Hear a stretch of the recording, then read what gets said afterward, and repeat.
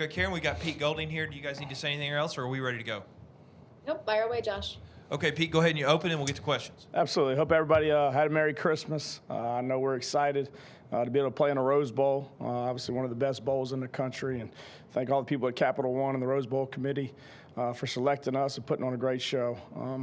As far as practice, we got to practice versus Notre Dame a couple days before Christmas, and obviously came back, and I've had 3 practices since.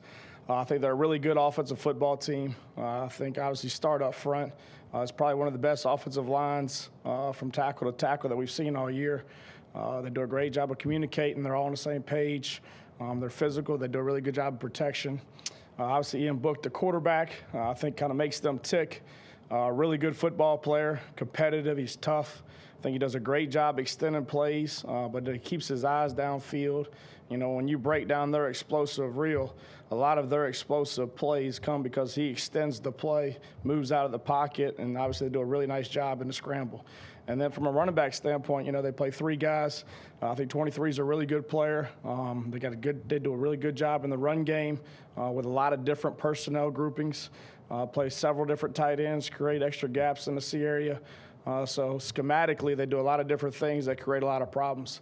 And I think they got some good players that they look at for some matchup issues, get them on some safeties and some linebackers. So obviously, we got our work cut out for us. They're a really good football team. We're excited to play them. We will get things started with Mike Rodak. Yeah, Pete, just talking about the tight ends there for Notre Dame, what sort of challenges do they pose, and just generally, what about the tight end position that has kind of given this defense trouble this year between Pitts and Wittermeyer, and then Yeboah as well?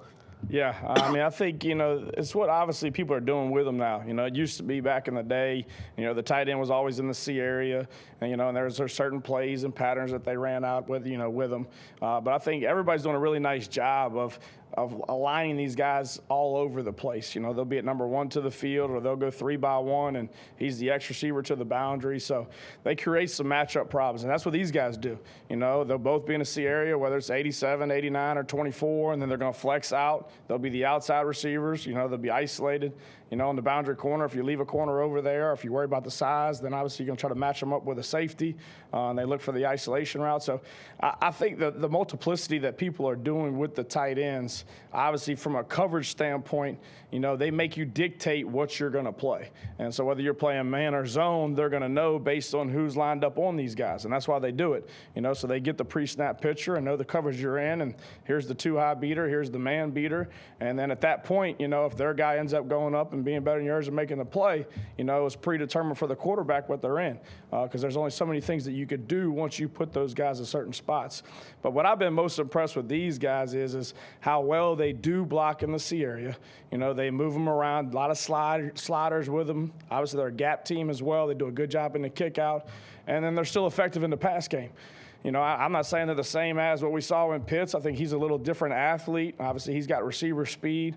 But, again, they do a really nice job formationally of moving these guys around, creating extra gaps in the run game, and then complement it with the pass game. So it's definitely going to be, obviously, we'll have our work cut out for us. I think, obviously, we got to change the picture for the quarterback. Got to have different ways to be able to bracket these guys and take them away and be able to give some guys some help. We'll go to Dennis Dodd. Yeah, Pete. I just asked Brent Venables this. There's a reason teams don't run the wishbone anymore, don't run the veer anymore. Is there ever going to be a magic bullet out there for coordinators to stop the spread or slow it down in any meaningful way? I think what's unique now about the spread is most of this is triple option.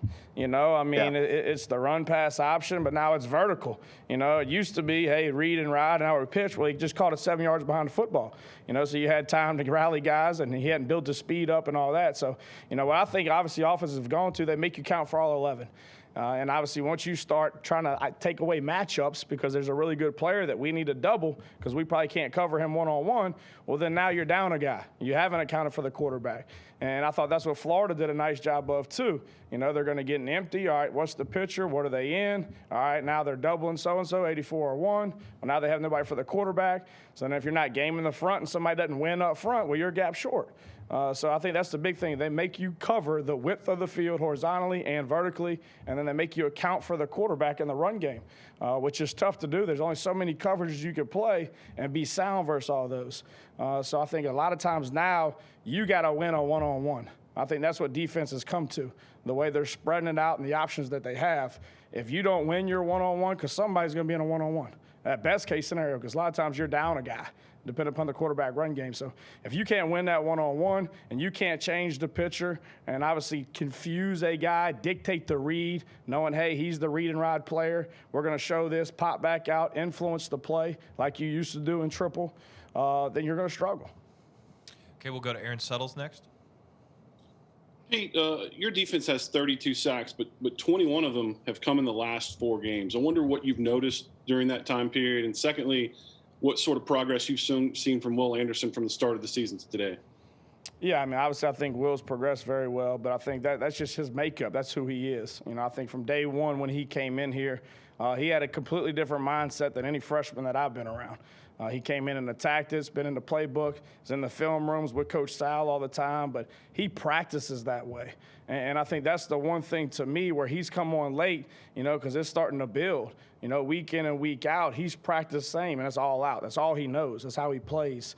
So I think all those reps are starting to accumulate, and he's getting to where he needs to be. But it's never been a lack of effort. I think he's feeling more comfortable, obviously, in the front, all right, in the call that we make. I think he's gotten better from a technique standpoint, and when we're running games of selling the one-on-one, because he is so good at that before we work the games.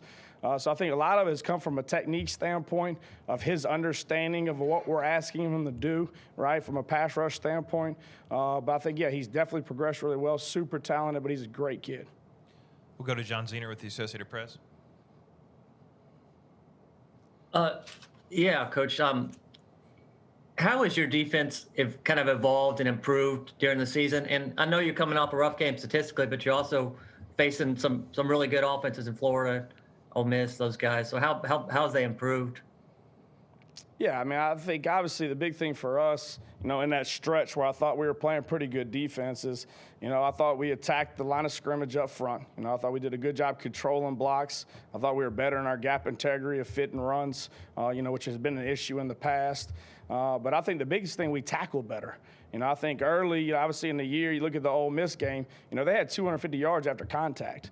You know, I mean, you can't play good football teams and not eliminate obviously the yards after contact. And then on top of that, whether it was that game or whether it was Florida, if you don't get off the field on third down versus good football teams and you give them another set of downs, it's going to be tough to stop these guys.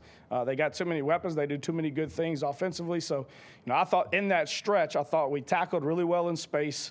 I thought we dominated up front. I thought we controlled the pocket. We didn't let the quarterback get out. And then I thought we made contested plays on third down. And I thought the difference to me in Florida in that 5-week stretch that we had is when we had the opportunity to make a play, we did it. And what I mean by that, when the ball was on the ground in those other games, we scoop and scored it, or we fell on it. You know, we had 3 opportunities in the Florida game. It's right there. We don't get it. All right, it's 3rd and 17. You know, we're in an 8-drop zone. They get it. You know, so I think good teams, when you keep allowing them to be able to move the chains, when you had an opportunity to get off the field, right, you're going to kill yourself. And I think that's what happened in that game. We're 28% on third down. You can't give those guys with those weapons and the quarterback that they had and the scheme that they got more opportunities for explosive plays. So I thought that was the biggest difference when we play well. We eliminate the explosive plays, obviously, by being great communicators, but more importantly, not allowing them yards after contact. You know, we're going to give them some things by coverages that we call. There's a weakness and a strength to all of them, but we got to be able to minimize the gain. And I thought when we were playing good defense, we did that. You know, we tackle well in space. We were all on the same page on the back end. But when we had our opportunity to get the football and take it away, we did it. And I think that's something we're going to have to do in this game. We'll go to Brett Hudson with Tuscaloosa News. Yeah, Coach, to follow up on your point on tackling, that was something you talked about in the preseason of kind of replicating drills for them in practice to put them in positions to work on the tackles that they had missed last year. When did you think those really kind of took effect and started to produce the results that y'all were producing later on in the season from a tackling perspective? You know, I think, obviously, you know, after the Ole Miss game, I think it was kind of a come to Jesus because we put a lot of things on tape and a lot of things that weren't good. But I think it was good from our kids' standpoint to where they could see it. You know, what we try to do is we'd pair it. All right, boom, here's the missed tackle. All right, this was the situation. Here was the call. This is a 2-on-1 situation, which we call a vice tackle. And then right behind it, you know, we start with starts every damn day, right, which is a tackling takeaway circuit, right, versus our offense. And we put that exact drill, right, in that exact same situation right behind it. And it's like, look, man, you either going to come out every day, right, and rely on your technique and get better and improve because we're putting you in this situation and it's going to carry over on Saturday, or you're going to think it's not important. You're going to BS it. Your pad level's not right. Your eyes aren't right. You don't run through contact. And now this is the result. But I think with a lot of young kids these days, until it happens to them, and then you can show them, hey, this is why we're doing it. Hey, here's the situation. I think some of them just don't get it, you know. So I think obviously making them see it on tape. All right, here's the situation. This is the drill that we do for it. This is why. All right, and then going back over with them, here's the technique piece of it. Here's the approach. Here's the arrival. Here's the finish. But I think the more we can do that, the more we can show them. And I think it's big for kids to understand why you're doing things. And to me, if it doesn't show up on tape and it doesn't show up on the game, then you shouldn't be doing it. And I think that's one thing Coach Saban's done a really nice job of how we train tackling and we train turnovers in our takeaway circuit, right, that they show up on Saturdays. And it's video validation for those guys to be able to see it. So then now when we go out there and drill it and practice it on a daily basis, they got a little more pride in it because they know it's going to help the performance on Saturday. We'll go to Michael Casagrande. Yeah, Pete, what was that response like after that Ole Miss game? What was the feeling in that defensive room, and how do you think they responded overall to that moment of giving up as many yards and points as you did? Yeah, I mean, obviously, I think anytime, you know, you give up that amount of points, we're that poor on third down, had the opportunity to make some plays and didn't. I mean, I think you reevaluate everything. But I think the first thing is, you know, your preparation for the game. You know, how do you practice? How prepared were you for the game from a formation recognition standpoint, motion adjustments, FIB? You know, my thing with these guys is, look, man, we're going to see different stuff in the game than we've prepared you for. They're going to game plan us. They're going to find a weakness. They're going to try to exploit it. We got to let our rules apply, and we got to be able to get it fixed on the sideline. But what we've shown you all week, and we've worked for all week, and you know what's coming, when that comes up in the game, we've got to be able to execute that. You know, we've got to have that as a negative yardage play or a no play. That can't be an explosive, obviously, that extends the drive when we've done it all week and we've worked it all week. Because we're going to see enough stuff in the game where you haven't seen because they ain't put it on tape. And it was for us specifically based on what we do. So I thought that was the one thing coming out of that game. It's like, look, here's 70% of this game. This is exactly what we prepared for. We knew it was coming. Here's the clips from practice. We worked it. All right, we didn't get it done. Why? And then I think we go back and look at it from a preparation standpoint, from a practice standpoint, right? Certain calls, were they too hard? Were there too many checks and addendums to it, right? To be able to simplify it and let the guys play. And then obviously at the point, right, you either can tackle or you can't. And we work it every day. So there's a little part of that want to, you know, obviously of getting better and understand the significance of it. And if we're going to be a good defense, we got to be able to do that. So I think, yeah, I think it was a good thing. Obviously looking back on it, you don't want it to take a game like that, right? Because there's a good football team. You could have very easily lost that game, and we wouldn't be in the same situation we're in. So we try to get guys to understand, hey, that's what we're trying to teach you on a day-to-day basis so you don't put yourself in that situation. But I think for some kids, it takes that. Okay, time for two more quick ones. We'll go to Tony Sakalas. Pete, there was a moment during the SEC championship game where Saban kind of got into you on the sideline. What's it like kind of being in that? And, yeah, just kind of give us some insight, if you would, just on what that moment is like. No, yeah, obviously, I mean, I think when you invest as much Coach Saban invests into this program and into football and things like that, when something doesn't get executed or doesn't go the way it is supposed to go, you're frustrated, like we all are. It's no different. So, I mean, that's part of it. I think that's in any job and any boss. Obviously, when you don't get the result that you're expecting, that you should get, obviously, that's going to come down on whoever's responsible for that, as it should be. All right? So, I mean, that ain't nothing new. Whether that was my dad growing up, my mom, that's expected, man. When something doesn't go as it should, right, then obviously there's consequences for it. So, you know, I think it was just kind of a motivation speech at that time. Let's get them going. Let's roll. Okay, we'll finish up with Stephen Smith. Coach, just the IQ of Malachi Moore as a freshman. Can you talk about that for a minute? Yeah, I mean, I think we've mentioned this before when we talked. I mean, I think, the one positive to COVID, if there was the off season in the summer. Once you went to Zoom, and they took away from an hour standpoint and get able to get these guys and slow the install down. You weren't getting ready for a practice, and now we're moving to the next practice, and we're game planning these guys to where you could really build a foundation and then start with the technical standpoint after that. So I thought for these young guys that, like you said, have a high football IQ, right, and are smart kids, I think that was huge. And I thought when he came into camp, his knowledge of the overall defense was not an incoming freshman.